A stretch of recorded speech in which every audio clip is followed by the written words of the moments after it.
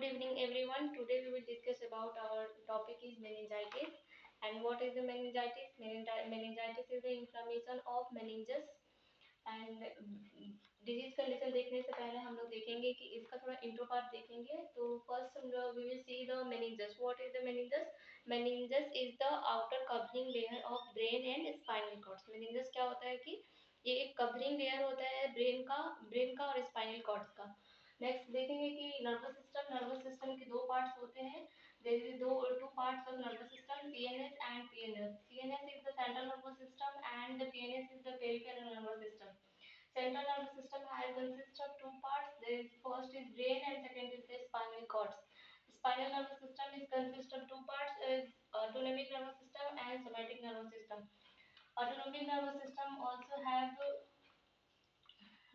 two parts, parasympathetic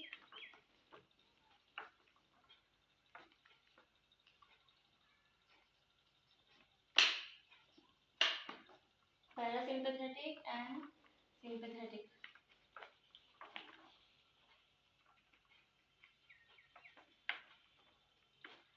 The somatic nervous system also consists of two parts, spinal nerve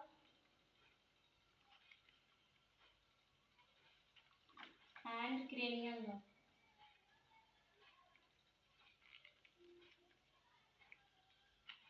Cranial nerve. Next हम लोग देखेंगे तो layers of meninges. Layers of meninges देखेंगे हम लोग. तो लेयर्स कितने होते हैं?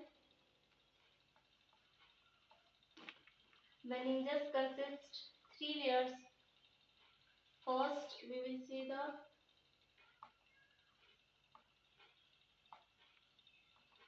ये होता है हमारा, पहले होता है स्कल. नेक्स्ट होता है हमारा स्कल के बाद होता है पहला dura mater. Second is arachnoid matter.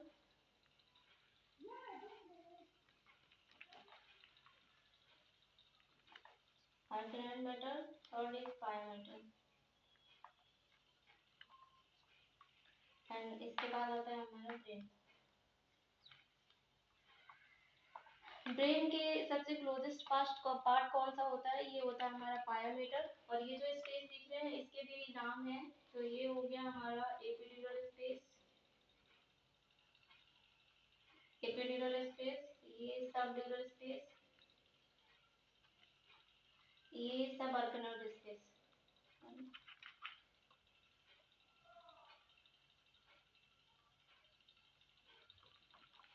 ये हो गया हमारा सब arachnoid space.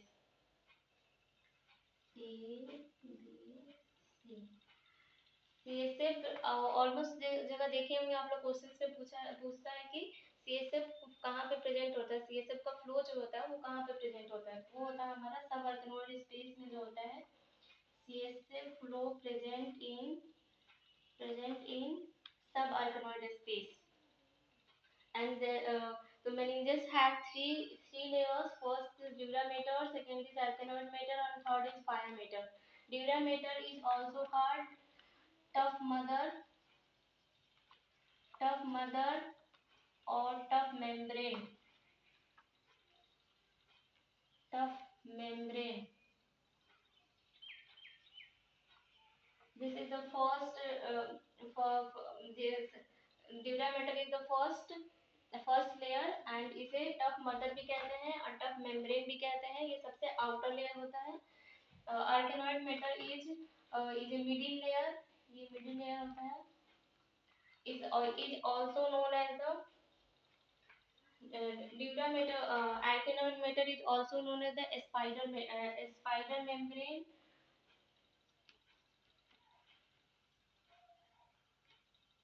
Spider mother. And third is the our pia mater. Pia mater is the innermost layer. ये सबसे इनरमोस्ट लेयर है और इसे टेंडन मदर भी कहते हैं. Tender mother. तो pia mater is also called tender mother. और नेक्स्ट अब इसके बाद ये हमारा रहा एनाटॉमी का जो भी थोड़ा सा इंट्रोडक्शन है डिजीज कंडीशन से रिलेटेड. इसके बाद हम लोग देखेंगे कि डिजीज कंडीशन के बारे में देखेंगे. तो अब हम लोग शुरू करते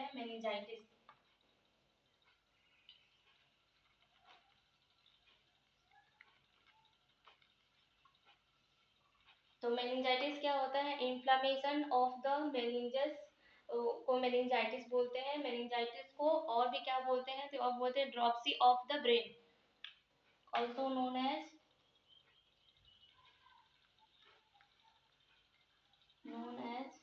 ड्रॉपसी ऑफ द ब्रेन।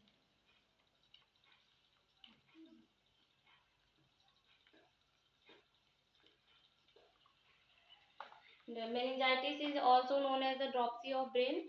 अब नेक्स्ट देखेंगे इसके कॉजेस। Causes में there is many causes. First is bacterial causes, viral causes and fungal causes. So let's see one by one. And first is the bacterial meningitis.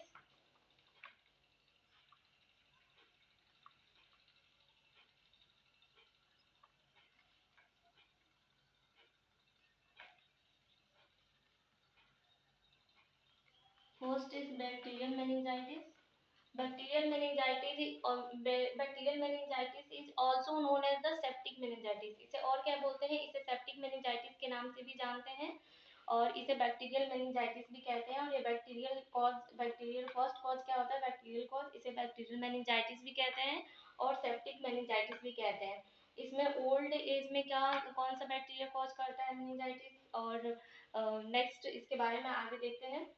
तो next इसके आगे most most ये क्या होता है, बैक्टीरियल मेनिंजाइटिस कितने cases में देखा जाता है, मोस्टली 60 to 90% केसेस में देखा जाता है। ये बैक्टीरियल मेनिंजाइटिस जो होता है वो मोस्टली 60 to 90% केसेस में देखा जाता है। तो ये एडल्ट में कौन से बैक्टीरिया कॉज करते हैं, रिस्पॉन्सिबल होते हैं, एडल्ट के लिए होते हैं नाइजीरिया, एडल्ट के लिए होते हैं आपका नाइजीरिया मेनिंजाइटिस,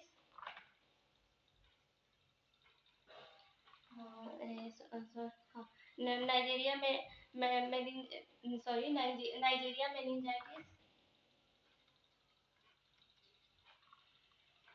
सेकेंडली सॉरी इसके लिए थोड़ा सा मुझे। उसके बाद से नेक्स्ट हम लोग स्टेप्टोडेंट के बाद हम लोग देखेंगे कि ओल्ड एज में कौन सा बैक्टीरिया रिस्पॉन्सिबल होता है। ओल्ड एज में होता है स्ट्रेप्टो, ओल्ड एज के लिए कौन सा बैक्टीरिया रिस्पॉन्सिबल होता है, तो वो होता है स्ट्रेप्टोकोकस निमोनिया।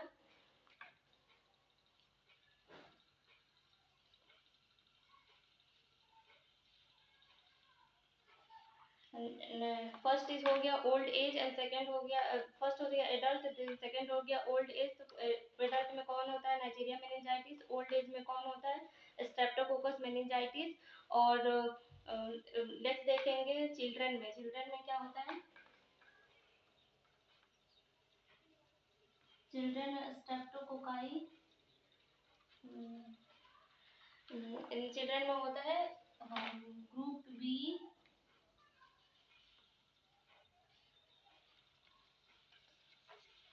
स्ट्रेप्टोकोकाई। तो अब अभी हमने देखा कॉजेस क्या कौन कौन से होते हैं मेनिंजाइटिस के लिए। तो मेनिंजाइटिस के कॉजेस होते हैं फर्स्ट एडल्ट में बैक्टीरिया, कौन से बैक्टीरियल कॉज होते हैं, फंगल कॉज होते हैं, वायरल कॉज होते हैं और अदर्स भी होते हैं। तो हम लोग बैक्टीरियल कॉजेस में कौन कौन सा देखें, तो बैक्टीरियल कॉजेस में जो होते हैं वो बैक्टीरियल मेनिंजाइटिस भी उसको कहते हैं और septic also known as septic meningitis. Septic meningitis 60 to 90% cases में क्या देखा जाता है, बैक्टीरियल कॉजेस होते हैं बैक्टीरियल मेनिंजाइटिस। एंड एडल्ट में कौन से होते हैं नाइजीरिया मेनिंजाइटिस, ओल्ड एज में कौन से होते हैं स्ट्रेप्टोकोकस निमोनिया, चिल्ड्रन में क्या होते हैं ग्रुप बी स्ट्रेप्टोकोकस और रिस्पॉन्सिबल होते हैं मेनिंजाइटिस के लिए। नेक्स्ट हम लोग दूसरा देखेंगे अदर्स में कौन से रिस्पॉन्सिबल होते हैं बैक्टीरियल मेनिंजाइटिस के लिए। तो अदर्स में जो होते हैं वो होते हैं हमारे Pseudomonas क्लैप्सिला,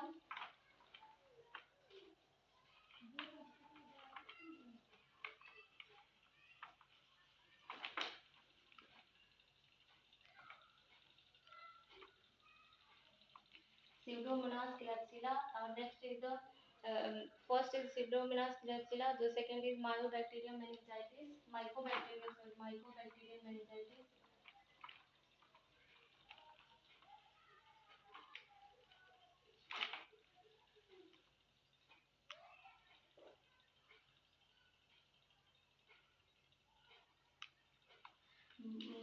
Second is the Mycobacterium meningitis.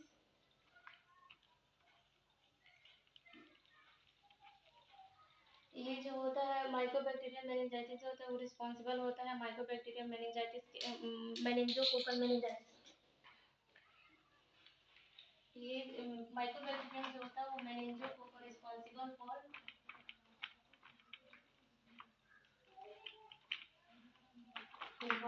For meningococcal meningitis.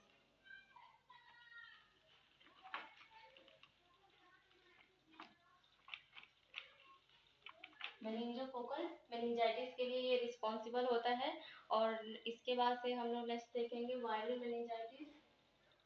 Viral cause में क्या क्या होता है वायरल कॉजेस में? तो वायरल कॉजेस को हम लोग बोलते हैं असेप्टिक मेनिंजाइटिस भी बोलते हैं, also known as aseptic meningitis.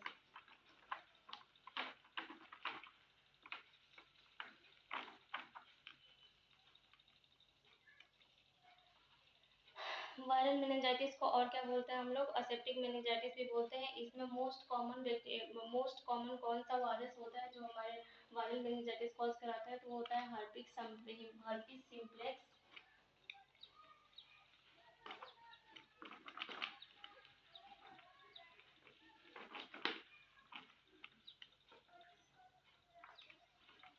हर्पिक simplex जो होता है वो मोस्ट कॉमन वायरस होता है जो वायरल मेनिंजाइटिस जो होता है वो कॉज कराता है। इसमें जो होता है मोस्टली 8 सब डिवीजन होते हैं, जिसमें से सेकेंड नंबर सब डिवीजन जो होता है वो सेकेंड नंबर सब डिवीजन जो होता है हर्पिस जेंटल्स। हर्पिस सिम्प्लेक्स में भी सब डिवीजन 8 होते हैं, जिसमें से हर्पिस हर्पिस जेंटल्स हर्पिस जेंटल जो होते हैं वो रिस्पॉन्सिबल होते हैं मेनली वायरल मेनिंजाइटिस कॉज कराने के लिए। इसके बाद हम लोग देखेंगे कि और अदर वायरस में वायरस कौन सा होता है? एट्रो वायरस, अर्बो वायरस होता है और इन्फ्लुएंजा भी होता है। अर्बो वायरस एंड इन्फ्लुएंजा भी है। Next is the fungal cause की वजह से फंगल कॉज में क्या क्या होता है? क्रिप्टोकोकस,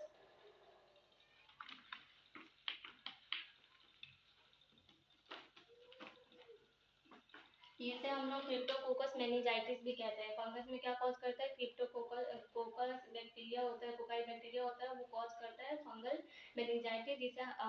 इसे हम लोग फंगल सॉरी क्रिप्टोकोकस मेनिंजाइटिस भी कहते हैं। और ये मेनली क्या होता है? ये एचआईवी पेशेंट में जो होते हैं ना एचआईवी पेशेंट में यूमिन को सप्रेस कर देते हैं, डिस्ट्रॉय करते हैं, सप्रेस कर देते हैं, जिसके वजह से जिसमें ज्यादातर ये एचआईवी के पेशेंट में देखा जाता है, क्योंकि उनके में ये बच्चे एचआईवी पेशेंट में इम्यूनो कॉम्प्रेशंस होते हैं। और इसमें एक और होता है फंगल में जो होता है वो होता है कैंडिडा। यस। नेक्स्ट होता है हमारा कैंडिडा एल्बिकन्स।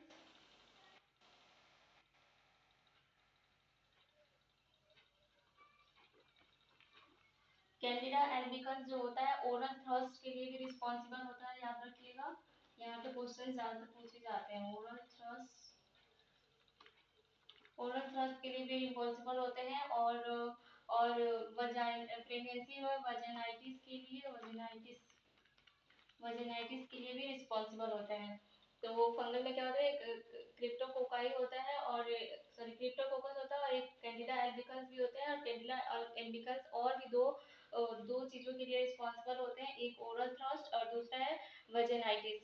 और नेक्स्ट होता है हमारा अदर्स में। अदर्स में जैसे हमने देखा है ये माइकोबैक्टीरियम मेनिंजाइटिस। तो माइकोबैक्टीरियम जो बैक्टीरिया बैक्टीरिया माइकोबैक्टीरियम जो होता है वो मेनिंजोकोकल मेनिंजाइटिस कॉज कराता है। और मेनिंजोकोकल मेनिंजाइटिस जो होता है ये इसमें माइकोबैक्टीरियम में जो होता है हम लोग जो जो टेस्ट करते हैं तो उसमें एसिड फास्ट बेसिलाई होता है ये।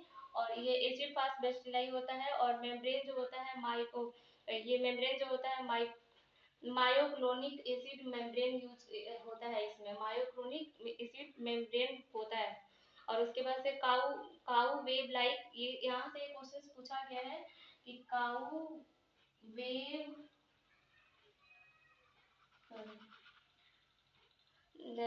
Cow waived cow waived like appearance होता है। Cow waived like appearance. यहाँ तक हमने देखा है कि जो भी मेनिंजाइटिस से रिलेटेड पहले हम लोग मेनिंजाइटिस का इंट्रोडक्शन देखे हैं। इंट्रोडक्शन में हम लोग देखे कि मेनिंजाइटिस किसे कहते हैं। तो यहाँ तक का रिव्यू कर लेते हैं एक बार। मेनिंजाइटिस जो होता है इन्फ्लेमेशन ऑफ द मेनिंजस होता है।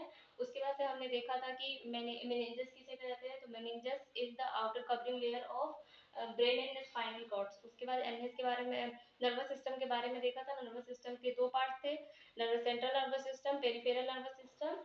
सेंट्रल नर्वस सिस्टम दो पार्ट्स में डिवाइडेड थे। फर्स्ट इज ब्रेन और spinal, second is spinal cord. Peripheral nervous system दो चीज में डिवाइडेड थे, ऑटोनोमिक नर्वस सिस्टम और somatic nervous system. Autonomic nervous system के दो पार्ट्स थे, पैरासिम्पैथेटिक नर्वस सिस्टम और पैरासिम्पैथेटिक।